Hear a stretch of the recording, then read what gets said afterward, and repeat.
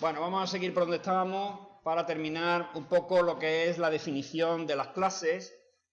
Vamos a hacer hoy una cuestión muy importante en la programación orientada a objetos, que es la diferencia entre identidad e igualdad. En programación orientada a objetos se distingue cuando dos objetos son iguales y cuando dos objetos son idénticos. De hecho, Java tiene dos operadores para comprobar la igualdad.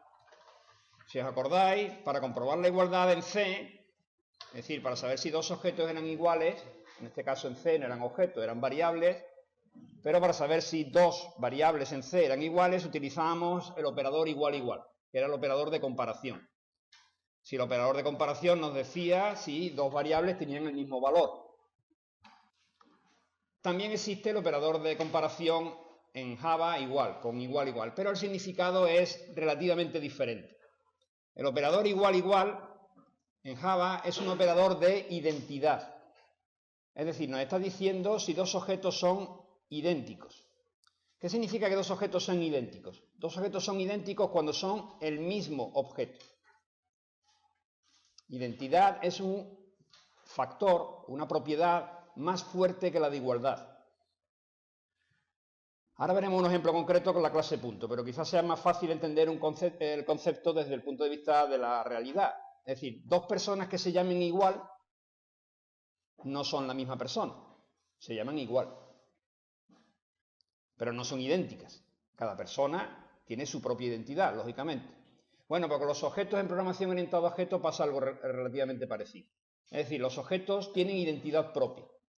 Por tanto, si os fijáis, yo en este ejemplo que he puesto aquí, tengo dos objetos, son dos puntos, P y Q, que tienen las mismas coordenadas. Aparentemente, para nosotros, deberíamos de intentar ver que esos dos objetos son iguales. Es decir, si lo viéramos con la perspectiva desde la programación que vimos en C, para nosotros los puntos P y Q serían el mismo punto, y por tanto serían iguales. Sin embargo, no son iguales. O por lo menos el Java en un principio no los trata como igual. Para eso vamos a hacer este experimento.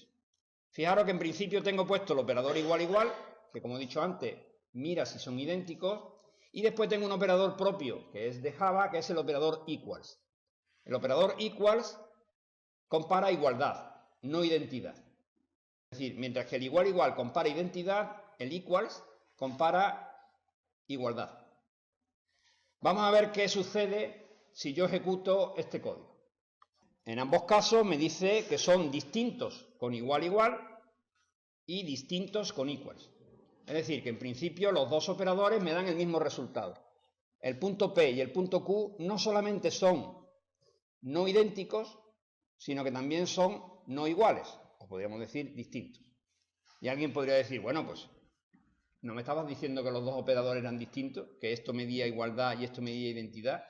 Efectivamente, son distintos siempre y cuando el programador que programa la clase se encargue de definir qué entiende él para que dos puntos sean iguales. Claro que esto es un concepto que es relativo. Depende, podemos decirlo, del tipo de punto que nosotros estemos tratando. Por tanto, como nosotros estamos tratando el tipo punto, es el programador el que debe de alguna forma de decirle a la clase cuando dos puntos son iguales. Fijaros bien, iguales, no idénticos. Porque la identidad es propia de la programación orientada a objetos y el programador no puede modificar. Entonces nosotros lo que vamos a hacer es poner en la clase .impl redefinir el operador equals. Vamos a ver. Lo tengo aquí hecho, lo que pasa es que lo tenía comentado para que vierais el primer resultado. El primer resultado es, por tanto, suponiendo que yo no he implementado un operador equals. Quito el comentario y lo explico. ¿Qué hace este operador equals? Pues bien, como veis, el operador equal tiene esta cabecera. Es decir, devuelve un valor boolean, que es el valor lógico que define Java, y recibe como argumento, fijaros bien que no recibe un punto, recibe un object. ¿Qué es object? Bueno, pues object es una especie de superclase. Es la superclase de la cual derivan todas las clases de Java. Ya hemos visto lo que era herencia. ¿Os acordáis que Pixel heredaba de punto? Bueno, pues además, por encima de punto, Java proporciona una superclase. Esta superclase se llama object, que como veis es con la O mayúscula. Entonces, Esta superclase lo que nos hace es que todos los objetos de cualquier clase son siempre de tipo object, porque es la superclase. Igual que todo píxel por sí mismo es un punto, pues todo punto por sí mismo es siempre un object. Y eso ya nos lo da Java hecho. Esta cabecera obligatoriamente tiene que ser así.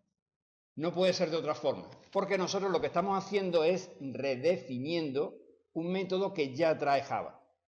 Ese método equals, por defecto, Java lo hace igual a la identidad. Es decir, que si yo no defino un método equals, Java lo que hace es proporcionar un equals igual a la identidad. Y yo lo que estoy haciendo ahora es redefiniéndolo, adaptándolo a mi característica. Bueno, como veis, es un método que devuelve un boolean, por tanto yo lo primero que hago es definir una variable de tipo boolean, le llamo r y la inicializo a false. Es decir, que en principio estos dos objetos, los que estoy comparando, serán distintos. Ahora vemos un nuevo operador. Este operador, instance_of, lo que me hace es preguntarme si el objeto que entra en el equals es de tipo punto. Es decir, que si yo estuviera comparando un punto con cualquier otro tipo de objetos, pues ya por defecto me pondría que R es falso. Es decir, que pregunta, ¿es O el objeto que se ha pasado como argumento de tipo punto? Si fuera que no, pues directamente pasaría a return R y devolvería falso. Es decir, que si estoy comparando un punto con cualquier otro tipo de objeto, me devolvería falso. Y ahora pregunta, mejor dicho, asigna a O a un objeto de tipo punto. Esto también es nuevo. Fijaros, esto es lo que se llama un casting. Un casting consiste en convertir un objeto de una superclase a un objeto de una hija, de una clase hija. En este caso lo que estoy haciendo es un objeto que en principio era de tipo object, convertirlo en un punto. Una vez convertido en un punto, yo tengo que el objeto que se ha pasado como argumento al equals es este punto P. Y ahora yo, como programador, tengo que decidir cuándo dos puntos son iguales. En principio, como la clase punto, parece bastante evidente. Dos puntos son iguales si sus abscisas y sus ordenadas lo son. Por tanto, yo lo que tengo que hacer es comparar la abscisa del punto P con la abscisa ¿de qué? Del objeto que invoca. Ya sabéis que aquí se puede poner this para indicar que es el objeto que invoca. Estoy comparando la abscisa del objeto que invoca con la abscisa de P. Esta comparación de el equals de punto, lo adecuado es hacerlo con el equals que trae la comparación de atributos de la clase punto. Es decir, que para redefinir el equals de punto, yo utilizo el equals. ¿Y qué equals estoy reutilizando aquí? Pues si os acordáis, this.getX devolvía un integer y p.getX devuelve un integer. Aquí lo que estoy haciendo es comparando dos integers. ¿Con qué equals? Con el equals de integer. No tengo que programarlo, porque por supuesto es una clase que Java ya trae programada. ¿Cuándo dos integers serán iguales? Pues cuando sus valores sean iguales, lógicamente. Por lo tanto, aquí lo que estoy haciendo es devolviendo un valor de verdad si la abscisa del punto que invoca es igual a la abscisa del punto P. Y, pues lo mismo, pero con las ordenadas. De forma que si las abscisas y las ordenadas son iguales, pues entonces el punto es igual. Y por lo tanto lo que hago es a R, que insisto es la variable que estoy intentando devolver, será verdad si esto es verdad y esto es verdad. Ya sabéis que la i es verdad si las dos condiciones son verdad. Y ese es el valor que devuelve, R. Por tanto, vamos ahora a ver de nuevo cómo funcionaría el test que hemos visto hace un momentito. A ver si funciona de forma diferente. Lo ejecuto. Y ahora sí que ha funcionado de forma diferente. Me dicen que siguen siendo distintos con el igual igual. Es decir, no son idénticos. Pero sí me dice que son iguales. Cosa que era el resultado que yo estaba buscando. Es decir, el punto P y el punto Q tienen las mismas coordenadas y por tanto yo quiero que sean iguales. Y que cuando los compare con el equals, cuidado, cuando los compare con el equals, me van a decir que sí, que efectivamente son iguales.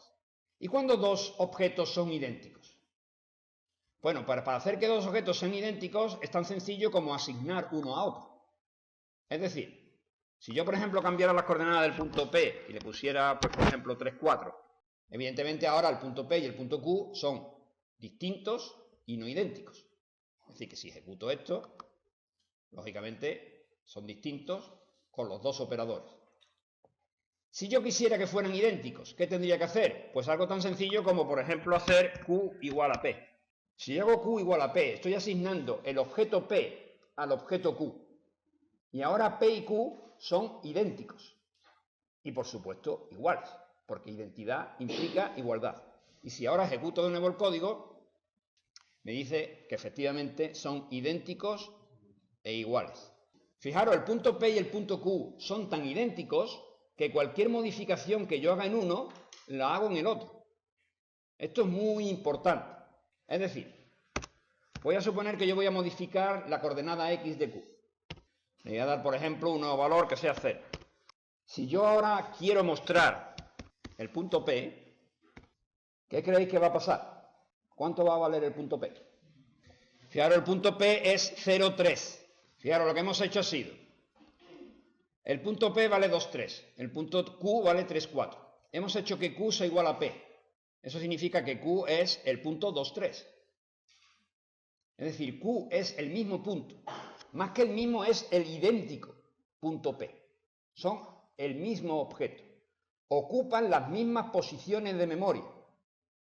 Si pensáis de nuevo un objeto como una especie de caja, cuando yo estoy haciendo que Q igual a P, lo que estoy diciendo es que la caja que contiene P sea la misma caja a la que apunta Q. Es una única caja que tiene dos flechas. Una flecha la de Q y otra flecha la de P. Si yo modifico Q, estoy modificando P. Y por tanto P es 0 y 3, porque el 3 no se ha modificado. Lo que se ha modificado es la de Q. Es decir, si yo quisiera imprimir cuánto vale Q, pues lógicamente me daría exactamente lo mismo. Como veis, el punto P y el punto Q, lo veis aquí abajo, no sé si se ve bien, pero bueno, más o menos, son las coordenadas 0,3 y 0,3. Porque el punto P y el punto Q son idénticos. Y, por supuesto, iguales. Nosotros hemos definido dos objetos. P. Le hemos dado al objeto P las coordenadas 2. Habíamos definido el punto P como 2, 3 y habíamos definido el punto Q como 3, 4. Y la asignación que yo he hecho es Q igual a P. Esa asignación lo que está haciendo es quitando este enlace y haciendo este enlace. De forma que cuando yo modifico Q, la abscisa de Q, lo que estoy accediendo es a esta coordenada y cambiando. Insisto que esto es un resultado muy importante porque, por ejemplo, cuando pasemos objetos como argumentos a funciones, fijaros que realmente lo que estamos haciendo es este tipo de enlace. Es decir, que yo estoy asignando objetos y la asignación entre objetos no significa que yo coja Q y aquí pongo un 2 y aquí pongo un 3. No, lo que estoy diciendo es quita este enlace y hazlo aquí. De hecho, Java tiene una cuestión importante que no tienen otros lenguajes de programación, que no sé si alguien se puede preguntar. Supongo que a estas alturas no la preguntaréis, pero alguien puede preguntar, bueno, ¿y qué pasa con esta cajita que tenías ahí reservada? Eso consiste en que si tú defines muchos objetos y suficientemente grandes y estas cajitas se van quedando por ahí, en algún momento te puedes quedar sin memoria. Pues sucede que no, porque Java tiene una cuestión importante que otros lenguajes más primitivos no tienen, y es la liberación automática de memoria que no se esté usando. Es decir, Java, cuando hace esta asignación, detecta que esta caja ha dejado de usarse y esta parte de la memoria la libera. No debes hacer eso, porque p.getX devuelve un valor. No puedes ponerlo en la parte izquierda de una asignación. Si tú quieres cambiar el valor de la x de p, debes de llamar a setX. Tú no puedes hacer p.getX igual a algo. No tiene sentido. Precisamente la programación orientada a objetos tiene estas limitaciones para que tú no puedas, como programador que usa la clase punto, saltarte las restricciones que tiene puesta la clase. La clase tiene puestas dos restricciones, y es que tú no sabes realmente cómo están implementados los atributos, ni te interesa saberlo, y además no puedes acceder libremente a los atributos, tienes que acceder a través de los métodos. Por eso la parte privada son los atributos y la parte pública son los métodos. Entonces, si tú quieres modificar la coordenada x, set. ¿Que quieres obtener cuál es el valor? Get. Pero obtenerlo es obtenerlo. no modificarlo. Es que hemos visto la identidad y la igualdad. Por tanto, siempre que nosotros construyamos una clase, a partir de ahora, siempre tendrá que tener redefinido el método equals. Lo volvemos a ver.